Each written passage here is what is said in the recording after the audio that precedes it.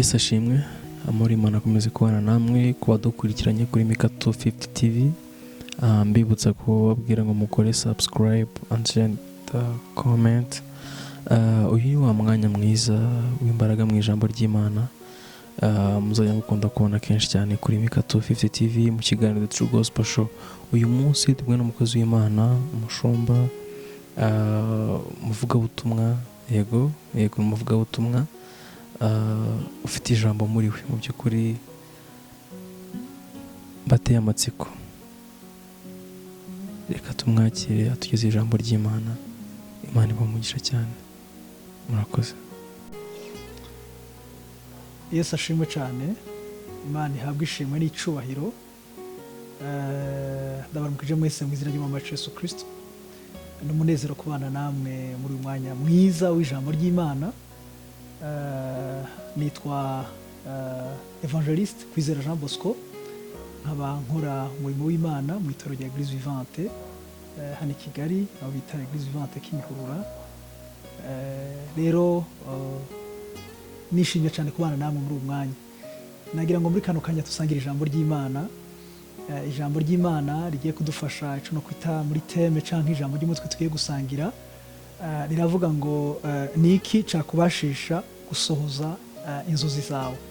Niki cakubashisha gusohoza inzozi zawe. Imana ishimwe cyane. Reka munyemerere dusenge, noneho dusangire ijambo ry'Imana.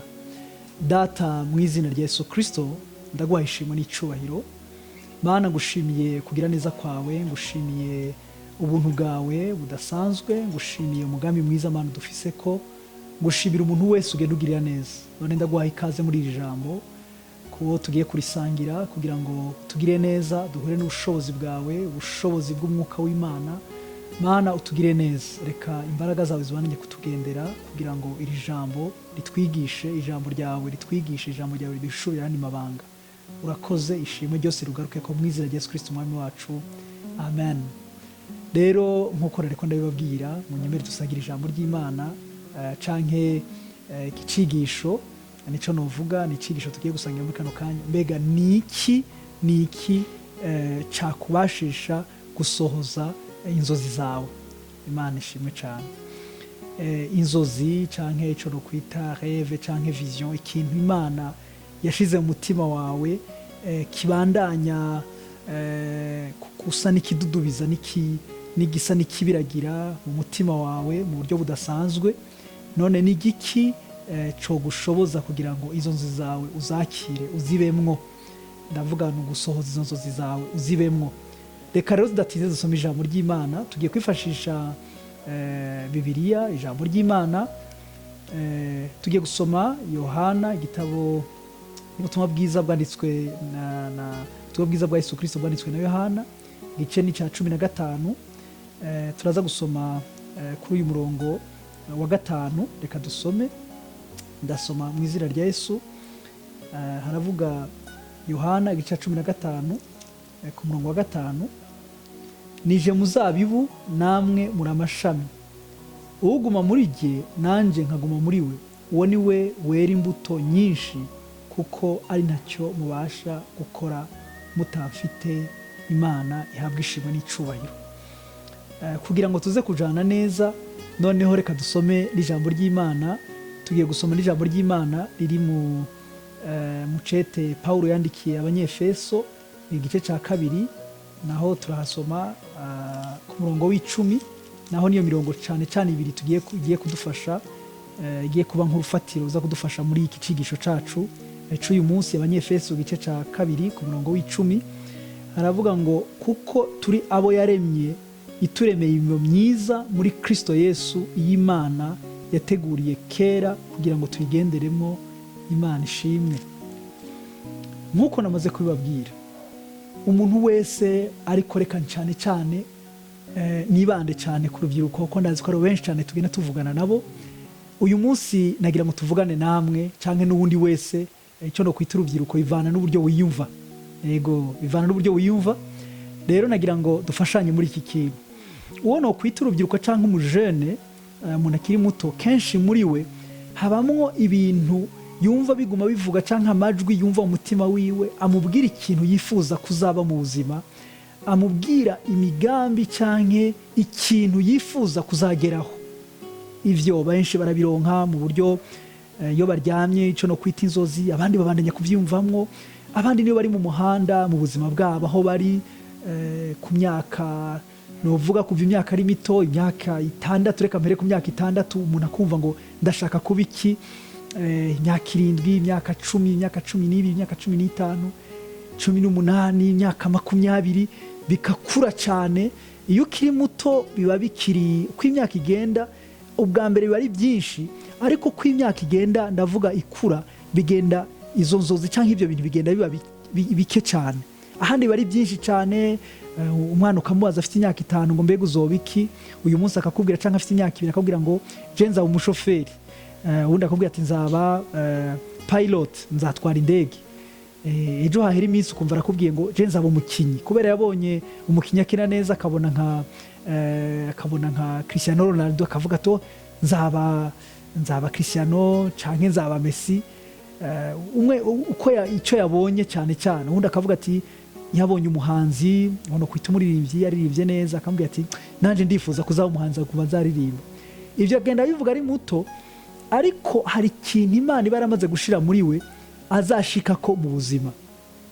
Noneho muri kano kanya turiko turavugana, navuze ngo ni byinshi bigenda bidudubiza muri we, ni byinshi usanga umuntu afise, ariko nkiriko ndavuga kuri iki kintu, ya myaka uko igenda ikura, bya bintu byinshi wavuga ngo nzabikiniki ugasanga ni byinshi, uko imyaka igenda ikura bya bintu bigenda biba bike.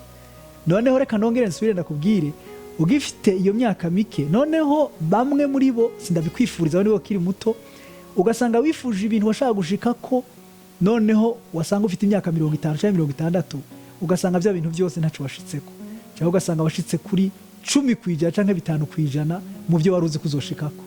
Ariko nandi mahigwe novuga ngo samahigwe meza, ugasanga none ivyo wifuzaga mu buzima nta na kimwe washitseko. Noneho kunyemerere wowe ukiri muto cyane, rubyiruko, mujene, reka ngo muri kano kanya unyemere umwuka w'Imana dufashe gatoyi, cyangwa muri kicigisho turisunza ijambo ry'Imana, turabe icyakufasha, icyakubashisha cyangwa icyagufasha mu buzima, kugira ngo inzozi ufise uzazisoze, uzashike kuri cya kintu wifuza. Ndibaza ko ico kintu cifuza cyane, mbega ni igiki cyagufasha cyane. Uyu munsi dufise abantu benshi cyane bafise ibintu bashitse ko mu buzima, ariko kenshi iyo tubibonye ibyo turavyifuza, ariko really by'ukuri ntabwo tumenya aho banyuze. Kandi ikindi nuko abantu benshi batagenda bavuga aho banyuze, ahubwo tubona ibyabaye noneho tugashaka kubiba ariko taza aho banyuze. Ibi nagira ndakubwira ni nk'igihe usanga umuntu ariko arakira, ariko arafungura, ariko ararya, noneho ibiryo ukabibona uko bitetse, ukabirya biryoshe, ariko atakubwiye, utamenye umuhinzi yabihinze, utamenye ifumbire yashizemwo, utamenye ku isoko bagiye kubicururiza, utamenye n'uwatanze amafaranga kugira ngo ashobore kubihaha bizane, ariko ugasanga plan iruzuye. Noneho umuntu akakubwira gusa ngo nukurya gusa. Oya, ibyo byo kurya plan wowe uyibona ari nziza, ariko nagira ngo utekereze, ugende wiyumvire kuva kuri umwe yabihinga, ugende kuri umwe yabihinga, kuri wa wundi, reka kuri umwe yabiteka, urugezo rwose gugicika bicika aho hantu ubone ko ari plan imeze neza. Rero rubyiruko, nagira ndakubwira iki kintu, uyu mwanya tugiye gusangira icyagushoboza neza kugira ngo inzozi zawe utazazibona gusa noneho ngo wicuze kubera iki nashitse kuri ibi bintu, kuko ndazi ko ufite inzozi. Ni biki byadufasha? Naza kubaha ubuhamya gatoyi aho jewe ngeza, ariko kandi ndagusaba ngo umwuka w'Imana aza kugufasha cyane, agushikane ku rundi rugezo. Tugarutse ku ijambo ry'Imana rero, hano Yesu yavuze ijambo rikomeye cyane muri aha twagiye dusangira 15, aravuga ngo jewe, avuga iki ngo nije muzabibu namwe muri amashami. Hano ni Yesu ariko aravuga. Yesu yariko avuga ijambo rikomeye cyane, aravuga ati ni jewe muzabibu, ngo ariko namwe muri amashami. Ariko hari privilege hano tubona ikomeye cyane, ntabwo uyu muzabibu Yesu yivuye ngo niwe yama, oya, ahubwo yaratwemere ko twe turi amashami hanyuma tukama. Muri make abaje kuturya ntabwo babona Yesu, ntabwo babona umuzabibu. Abaje kurya kuri cya giti cy'umuzabibu babona umuzabibu bakiriye uri ku mashami. Muri make ivyo we wama ntabwo babona aho wabikuye, ariko Yesu aratwibukije ngo ibyo turi bwame nta handi bizava kuko turi muri Yesu, kuko ariwe twubakiyeko. Iki kintu kirakomeye cyane mu buzima, nk'uko namaze kubivuga. Cya kintu wifuza ushaka gushikako, nagenda kubwira kukirabe bizokunde neza. Hano ndiko ndabwira wewe wamaze kwakira Yesu umwami n'umukiza, wamaze guha ubugingo bwawe Yesu. Nagenda kubwira ngo ufise amahirwe adasanzwe, ufise chance. We ni warakiye Yesu umwami n'umukiza, nagenda kubwire ngo wemereye kwama. Ni ukuvuga nagenda kwibutse ngo uremerewe, uri mu kibanza ciza yuko inzozi zawe zisoza, inzozi zawe uzakiye icyo wifuza mu buzima ko ushobora kucakira. Kuko aho wubakiye, isoko wubakiye ko uvomamwo rirakomeye, ni isoko ridakama, ni isoko ry'imbaraga, ni isoko ryifuza yuko icyo giteweho naho cama. Nabyo nagira ndabikubwira. Twisunze iri jambo ry'Imana kugira ngo dukomeze cyane. Hano tugiye kuraba by'ukuri icyete Pawulo yandikiye Abanyefeso igice cya 2, aravuga ikintu gikomeye cyane kuri uyu murongo twamaze kuvuga, uyu murongo w'10. Avuga ikintu gikomeye cyane. Pawulo ababwira gutya, arababwira tumvirize, mwebwe muri bande kugira ngo ushike ku nzozi zawe. Nagira ndagusabe ikintu uteza kumenya, ubanza kumenya ngo jewe ndinde, nshaka iki, jewe ndinde. Rero imbere yo kubanza kumenya wowe uriwe, umenye ngo wewe urinde, uriwe ubanza umenye ngo uriwe, noneho ukamenya ngo nzaba nde. Uriwe naho uzaje ni urugendo. Uyu munsi ndinde, ariko nifuza kuzaba iki, nifuza kuzaba nde. Rero hari urwo rugendo rutangurira icyo uyu munsi, noneho rukazosozwa ushitse kuri cya kintu wifuza kuzoshikako canke kuzaba cyane.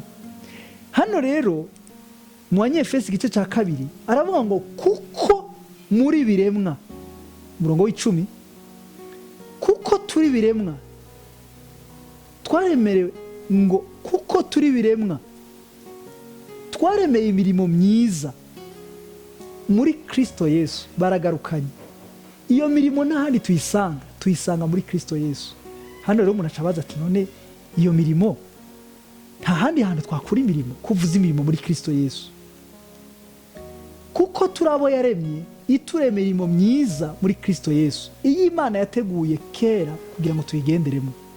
Nagira ngo mbanze ndakubwire izo nzozi ufise cyangwa icyo kintu wifuza gushika ko inyungu yawe kuzabigera ko ni inyungu y'Imana. Niyo mpamvu ngenda kwibira ibanga, imbaraga zizagushoboza gushika kuri icyo kintu ufise aho zizava kuri Yesu Kristo, kuko niwe yabiguteguriye atarakurema. Aha rero kenshi niho dutera, aho no kwita aho tugirira isheke cyangwa aho byankira mu buzima. Uzugira ikintu mu buzima, indoto zawe, inzozi zawe wazigira ukibaza ngo niza wifabrikiye, ukibaza ngo ni ikintu wikoreye ngaho nyene. Oya ngira ndakubwire, hari uwagiteretse mu mutima wawe. Uyagiteretse mu mutima wawe rero urasabwa igihe cyose kumwegera kugira ngo aguhe imbaraga, niwe azanakirinda. Kuko ijambo ry'Imana rivuga ngo ateramije ijambo rye kugira ngo arishitse, kugira ngo arisoze. Imana ishimwe. Hano rero biragusaba kwisunga uwaguhaye izo nzozi, ari we Yesu Kristo. Ndakwibutse ngo ahejeje kukurema ntiyakuremye ngo uzapfe rubi gusa, ngo ubeho gutyo gusa hanyuma uzarangize. Ahubwo yarakuremye agutegurira n'ubuzima buhoraho, abikoresheje gutanga umwana w'ikinege Yesu Kristo. Atwitangira ku musaraba avuga ngo uzanyizera ngo azamuha ubugingo buhoraho. Rero wewe wamaze kwizera Yesu umwami n'umukiza, ufise ubugingo buhoraho. Ariko kandi ndakuzanira inkuru nziza, ubwo bugingo buhoraho uteza kuzaronka igihe uzataha mu ijuru, kandi ufise n'uno munsi. Kuko niba atahana uzapfa rubi, uzaja kwa Satani. Niba wamaze kwakira Yesu umwami n'umukiza uzataha mu ijuru. Ariko kandi imbere yo gutaha mu ijuru hari imirimo yaguteguriye hano ku isi uri bukore, kugira ngo iyo mirimo uzayikore, noneho uzatahe mu ijuru mu gikiriza cha Yesu. Imana ishimwe. Iyo mirimo rero utarayishika ko, rubyiruko n'ibyo ragenda kubwire muri kano kanya kugira ngo tuce tugenda neza. Ndabahite mu nyaje umwanya mutoyi. Uyu munsi abantu benshi barakizwa, noneho bakizwa bakibaza yuko binjiye gusa, turakiriye Yesu umwami n'umukiza, turakijijwe, tubaye barokore, noneho tuzataha mu ijuru, birarangiye. Reka nkubwire, iyo ba Yesu yaraduteguriye gusa ko agakiza duhaye ari ukubwira tuzaronka ubugingo buhoraho gusa ngo dutahe mu ijuru byonyene, Yesu yari kuguha agakiza, noneho ugahita upfa, ugahita witahira mu ijuru. Ariko still kuko yaguhaye agakiza kandi akaba akigutegereje kuba hano ku isi, aravuga ngo hari n'imirimo yaguteguriye uzakora. Ni iri jambo rero tubwira ngo yaturemeye ngo hari imirimo myiza yateguye kera kugira ngo tuyigenderemo. Izo nzozi rero ni imirimo Uwiteka yateguye kugira ngo ushobore kuyigenderamo. Hano rero nagira nakubwira ikizagushoboza, ibintu bibiri bikomeye bizagushoboza kugira ngo ushitse ku nzozi zawe. Reka mvuge bitatu bikomeye cyane bizagushoboza kugira ngo ushike canke bizagushoboza gusohoza inzozi zawe, bikomeye bitatu. Icyambere ni uko umenya ko izo nzozi atari izawe, ari iz'Uwiteka yaguteretsemo. Ivyo bizatuma umenya ngo icyo cyambere mbega kidufasha iki, nicyo nahereyeko. Umenya ngo inzozi zawe ufise, izo nzozi ufise ntabwo ari izawe, ni ikintu Imana yateretse muri wewe, kuko ijambo ry'Imana tubwira ngo ni ivy'Imana yaduhaye kera ngo tubigenderemo. Ivyo bizogutuma noneho wisunga nyene inzozi kugira ngo arushirizeho kukubwira uburyo wabikora, urumva, kugira ngo agurushirizeho kukubwira uburyo wabikora n'ingene uzabishikaho, kuko niwe azaguha imbaraga. Icyambere, menya ko izo nzozi ufise ari Imana ziguteretsemo. Icya kabiri gikomeye cyane, nza kuvuga icya kabiri n'icya gatatu kizagushoboza, ni ikintu nita, ikintu aza kukivuga mu buryo bubiri. Icyo no kwita, ndaza kuvuga icyo bita priorite. Icya kabiri ndashaka kucita priorite, icya gatatu citwa discipline. Ivyo nivyo bintu bitatu bikomeye bizagufasha kugira ngo ushobore inzozi zawe zishobore kuja hagaragara. Urakenera discipline, urakenera icyo bita priorite. Ni ibintu bibiri.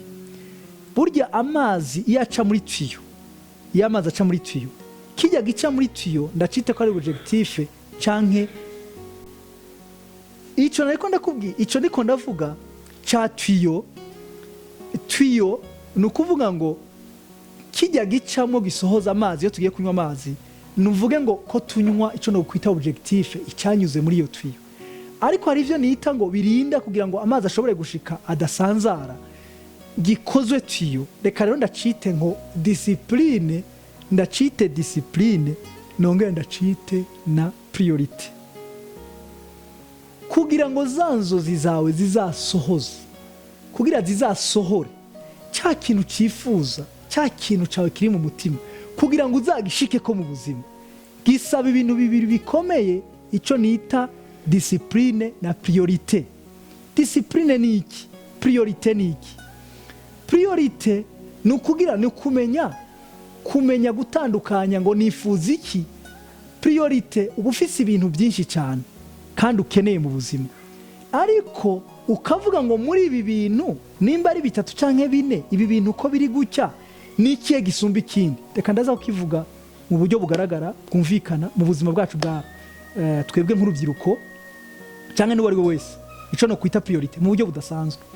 Nimba uri umunyeshuri ushaka kuba uri kuriga, uyu mwanya nshobora kuba ndiko ndiga, ariko kandi harabaye na match, nshobora kuba nkunda football, hari match iri kiraba kuri televiziyo, ariko kandi nashaka gusubiramo amakuru yanje canke ivyigwa byanje. Noneho umwanya mfise ndabona ko ninaja kuraba match nta mwanya nza gusubiramo. Ico biya priorite rero uvuga uti ni ikihe gisumba ikindi. Mbega match ari nayiraba harakurikira iki? Ninasubiramwo amashuri ejo mfite ikizamini, ninasubiramwo ibi vyigwa mfite ikizamini. Priorite rero ushira ku munzani ukavuga ngo ni iki? Priorite nico kintu uvuga ata ndafata igisumba ikindi. Abajene tubaho dufite ibintu byinshi bidukurura. Hari umupira, hari gusoma ibitabu, hari kuja kuraba inshuti, hari kuraba aba friends, hari n'ibindi, ariko ukaba ufise n'ibintu bigushoboza gushika ku nzozi zawe. Nimba ushaka, nimba uri umuhanzi ukaba ukunda n'umupira, nibaza by'ukuri nimba uri umuhanzi, umwanya munini ufise, nimba ufise impano y'ubuhanzi, akaba ariyo nzu ushaka gushikako, wowe umwanya munini priorite yawe uzayishira cyane priorite mu bijyanye n'iyo mpano yawe y'ubuhanzi yo kuririmba. Niyo wita priorite. Uzofata ibintu byinshi bigufata muri iyo mpano, nibyo uzashira imbere, niyo bita priorite. Ariko kandi afite impano, ndavuga yo gukina nk'umupira ni nk'akarorero, nimba ukina nk'umupira kandi nkaba nkunda n'abahanzi, ariko jewe priorite yanje umwanya munini nzawufata mu buryo bwo kwitraininga kuko nivyo bizamfasha kudevelopa muscles yanjye, kudevelopa les muscles zanje, bizamfasha kurondera ico no kwita souffle, nivyo bizamfasha cyane muri priorite yanje, kuko ico shaka gushikako kiransaba, kinsaba iki muri priorite rero, naho ndabikunda byose, ico bita priorite rero nico kizamfasha gushika kuri ico kintu navuze ngo priorite. None navuze ku yindi side imwe ndayise izamfasha, izankingira, side imwe ndayise priorite, iyindi side ndayise discipline. Discipline nayo niki? Discipline iyo sinza kuyitinda ko cyane, ngira twese turabizi. Mu bisanzwe nagenda kubwire, burya ikintu cyose, impano yose ufise cyangwa ikintu cyose ushaka gushikako, nagenda kubwire hari yindi force, hari yindi izindi imbaraga ziza gukontreka cyangwa ziza kukubuza kwico kintu ugishikako. Ikizakubuza, reka mpere ku bantu bashaka gukura mu buryo bw'umwuka. Abantu bashaka gukura mu buryo bw'umwuka kenshi biragusaba gusoma ijambo ry'Imana, biragusaba gusoma ijambo ry'Imana, biragusaba gusenga, biragusaba kwitwarika kuri ico kintu. Ariko hari ibindi bintu nabyo biza mu buzima bwawe kandi ukunda, kamere yawe ikunda mu buzima bwawe, nabyo biraza bikaza kugira ngo bikubuze gufata umwanya munini, noneho kugira ngo ntufate umwanya munini wo gusenga cyangwa gusoma ijambo ry'Imana cyangwa wo gusoma ibitabo bigufasha muri iyo croissance spirituelle, gukura mu buryo bw'umwuka, noneho kubishyira ku ruhande ukavuga ngo nibi ngiye gutwara, bigomba gusa na priorite. Ariko icyo kintu cyangwa iyo systeme wafasha kuvuga ngo ibi ndabishyira ku ruhande, ibi ndabyitwararika, ibi nivyo bita discipline. Ukavuga ngo umwanya wanje nzawukoresha iki, uyu mwanya ni iki, uyu mwanya ni iki, nico bita discipline. Ukaja kuri discipline kanaka, ngira bashiki wacu, abakobwa bacu, ba sisters baravyumva cyane, iyo ugiye bakeneye ama regime, akeneye gutakaza ibiro, bisaba discipline. Uravuga ngo mbonye umugati cyangwa mbonye ibi bintu birimwo amagrese, ntabwo ndabirya kuko ndakeneye guta ibiro. Iyo rero bita no kwita nka discipline. Ukavuga ndabibonye ariko discipline bisi ndabirya.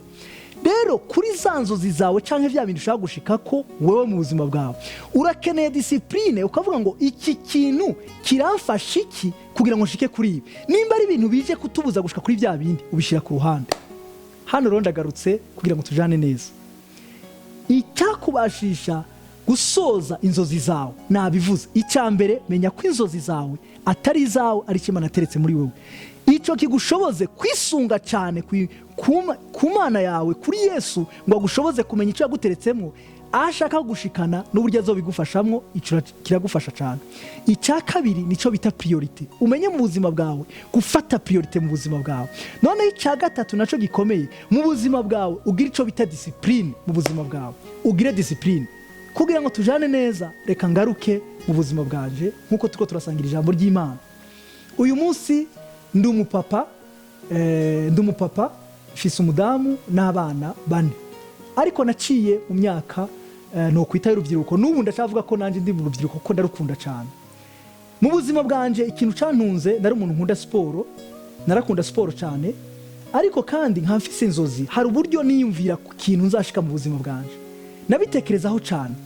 Ariko muri izo nzozi mu buzima bwanje nagize novuga ngo yari amahigwe nagize mu buzima butoroshe cyane, ko nabuze ababyeyi nkiri umwana, nifite imyaka 15, nza kubura ababyeyi mfite imyaka 15 bose, nza kuba impfubyi mfite imyaka 15, ku buryo nagiye nsanga ubuzima bwanje ari nk'uhanda ufite mu kiganza canje, ushobora kubuta hasi bukameneka.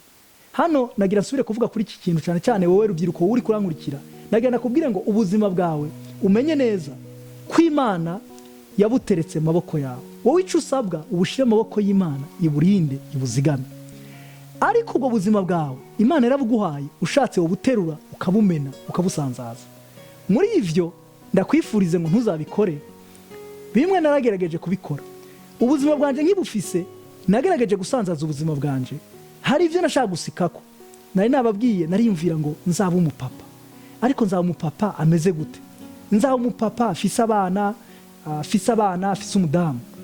Navyo ni byiza, ariko hari imirimo nashaka gushika ko ariyo nagenda babwire muri kano kanya. Naravuga ngo nzashika kuri iki kintu, narifuza nanje kugira cash, narifuza kuzoshika kuronka amafaranga, narifuza gushika ku kindi kintu. Ariko niza amashuri, niga amashuri mu buryo butoroshe cyane, bijyanye no kwishura amashuri, ntabwo byari byoroshe. Ariko kandi na kamere twebwe nk'abajene tuba dufise ibintu byinshi bidukurura biza kwica ubuzima bwacu. Muri ivyo bidukurura, nari mfise inshuti zanje zanywa urumogi, nari mfise inshuti zanjye zinywa itabi, nari mfise inshuti zanjye zinywa inzoga. Nanyoye inzoga, ariko ngira ndakubwire, inzoga nagerageje kuzinywa nkuko nababwiye nagira siporo, ariko ikintu cambabaza cyane iyo nanyoye inzoga nuko inyuma yo kunywa inzoga noneho ngiye kugira siporo, nagira siporo imbaraga nakoresha mu gukina umupira ko nakina football nkumva zatakaye zagiye. Noneho ntangura kubaza ikintu, mbega inzoga zimariye iki? Aho hari hageze ko nkora icyo bita priority. None ko nshaka kuzoba umuntu akomeye cyane, kandi inzoga nkumva nta kindi zikora mu mubiri wanje atari gutakaza, zituma ntakaza imbaraga. Ibintu nkwiye kubigira gute? Ingingo nafashe mu buzima, nafashijwemo n'Imana maze kwizera Imana. Imana iranshoboza muri iyi priority, ndamenya ngo inzoga nta kindi zanshoboza kiretse kwica ubuzima bwanje. Noneho kuri side ya discipline icyafashije, nari mfise inshuti nyinshi cyane, ariko muri izo nshuti nari mfise inshuti zintwara mu bintu binshuka, bintwara mu bindi bintu bitamfasha gushika mu buzima bwiza. Noneho discipline nafashe, hari umwanya nafata umwanya munini wo kubana n'izindi nshuti n'abandi bacuti banje. Noneho ngenda ncagura, ngenda mpitamo, nagiye ngira ico bita choice, choix mu buzima, mvuga ngo mbega uyangeza kuki, uwarika mfashe iki atari kunyica. Rero discipline kwari ukwirinda babandi numva nshaka kubana nabo, ariko iyo ndavyo banjana aho ngana nabo nari habi. Rero discipline yavuze ngo mfashu, ariko biba bigoye cyane, biba bigoye kubaheba mu buzima, ariko ngenda ndabahitamwe, ndavuga ngo ndabaretse. Rero abo nashoboye kugumana nabo bashikanya ahantu, ntangura kumenya ngo aba banshikana kuki. Muri abo ndibuka abagenzi inshuti nahisemo mu buzima, zari inshuti nziza cyane. Twari twafashe slogan, nari mfite imyaka 22, 23, yari muri adolescence, nayo nishushe cyane mu buzima bushushe bw'ubujene ku myaka 20. Nsanga mbana n'abasore n'abana bako, twafashe decision ivuga ngo mu buzima ntuzabimbwa. Iyo ukoze ikintu kitameze neza barakubwira ngo urabaye imbwa sha. Byatumye mu buzima bwanje uyu munsi bimfasha mu buzima bwanje kugira icyo nshitseko. Uyu munsi wari kurankurikirana uvuga ngo none kuri kuratubwira washitse kuki? Icyo nashitseko cyane nirata cyambere naronsa gakiza. Ariko kugira ngo noneho ndakuzamure utibaza ngo gakiza biba bikwiye, ngarutse kuri gwa rugezo nakubwira, iyo Yesu atubwira ngo duha gakiza bizaba birangiye, ariko duha gakiza still turakene kuba hano kwisi. Hari imirimo Imana yateguye teza kubamo. Muri iyo mirimo rero nagira ndakubwira, hari ibintu Imana yateguye mu mpano Imana yaguhaye. Imana yaguhaye, yaraziguhaye ngo uzikoreshe hano ku isi kubw'icubahiro c'Imana. Muri izo mpano Imana yampaye mu buzima bwanje, imwe n'iyindi ko ndakoresha ijyanye no kuvuga ubutumwa bwiza. Kugira ngo nshobore kuvuga ubutumwa bwiza biransaba gusoma ibitabo, gusoma ijambo ry'Imana no gusenga. Ni discipline, ko ari ibintu bimbuza gusenga. Iyo discipline nayifashe kuva ndumujene, nkafata iminsi yo gusenga no kwisonzesha. Ariko ntivyari bikwiye ngaho gusa, nkeneye gutunga umuryango. None vyari guhagarira ngaho gusa. Reka ndakubwire, nkora umurimo nkora cyewe no kwita umufama, ndumuhinzi kandi nkaba n'umworozi. Uyu munsi ndahinga, mfise umwanya mwiza wo gusenga, wo gutegura ikigisho, nkagira umwanya wo kuvuga, wo gutegura ikigisho, nkagira umwanya wo kubana n'umuryango wanje, ariko nkagira kandi n'umwanya udasanzwe wo kurondera umuryango. Nkagenda nkahinga, mfise abakozi nkoresha, ndagenda nkahinga, nkafata umwanya nkabana nabo. Kuri iki nico nagenda gushishikarize mwene data, Yesu yaguhaye ubugingo buhoraho, ariko still utaraja mu ijuru hari Imana yaguhaye mu buzima. Ikintu Imana yaguhaye mu buzima, iyo mpano Imana yaguhaye birasaba kutravaya, biragusaba kuyikoresha muri vya bindi bizagufasha mu buzima bwawe. Muri ya discipline wige guhitamo inshuti zigushikana ku kintu wifuza gushika mu buzima bwawe. Muri ya discipline, muri ya priority wite guhitamo umwanya wawe, uburyo ukoresha umwanya muri priority. Uyu mwanya mu gatondo wihe priority. Uyu munsi ni igiki nza gukora, mbega uyu mwanya nza kuwukoresha iki muri timing ya ngiye gusenga. Data, mu izina rya Yesu ndaguhaye ishimwe n'icubahiro Mana. Ndagushimiye kubw'umuntu wese yakurikiye inyigisho Mana. Niki cyatuma dusohoza inzozi zacu Mana? Ndavuze ngo usohoze inzozi ya mwene data, ariko ndavuze ngo kandi ngo umwigishe, umuhe imbaraga, umwigishe kumenya priority gisumba ikindi, umwigishe kumenya kugira discipline mu buzima bwiwe kugira ngo ashike kuco wamuteguriye, umwigishe no kumuhishurira neza icyo akeneye mu buzima ico wamuremeye. Nkuko ijambo ryawe rivuga ngo turi bamwe byawe twaremwe muri Kristo Yesu kugira ngo dukore imirimo myiza waduteguriye kera twe tutarabaho. Ndavuze ngo muhishurire n'umurimo wamuteguriye kandi azawushikeko. Urakoze Mana, ubagire neza, ubuntu bwawe bafuke, ubambike imbaraga muri byose, icyo cyose ugaruke ku mwizina rya Yesu Kristo umwami wacu, amen. Murakoze cyane, Imana ibahezagire, mwakoze kandi no kudukurikirana, kandi turabifuriza kandi gusubira kudukurikira, bifuza kudukurikira nkuko nababwiye n'umukozi w'Imana, nkorera mu itorero rya Eglise Vivante, mugiye kuri kano ya Eglise Vivante Kimihurura mushobora kutubonaho, hanyuma handi mushobora kumbona, mushobora kwandika kuri abafite icyo babaza, ashobora kwandika kuri telefone yanje, telefone yanje ni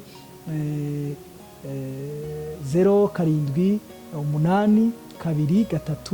2 3 7 7 23 6 7 7 7 2. Ngira muraza kubibona. Rero Imana ibaha umugisha, mushobora kutwandikira message ari cyo mushaka kutubaza, cyangwa ari imfashanyo mukeneye mu buryo bwo gufashwa, ari ibindi bibazo mushobora kutubaza, turahari kugira ngo tubafashe. Twahamagariye kwagura ubwami bw'Imana kugira ngo dushobore kubafasha, izina ry'Imana ribananye gushigwa hejuru, impano Imana yabahaye mubandanye kuzikoresha mu bwami bw'Imana kubw'icyubahiro cy'Imana, kuko ni Yesu yabaremye kandi yabateguye kubakoresha ibikomeye. Ndabifuriza rubyiruko n'abandi bese mukurikira ngo Uwiteka abandanye kubakoresha imirimo, abakoresha iby'ubuhizi nk'uko abikoresheje ba Esiteri, nk'uko abikoresheje ba Yosefu n'abandi bose. Imana ibahe umugisha, murakoze cyane.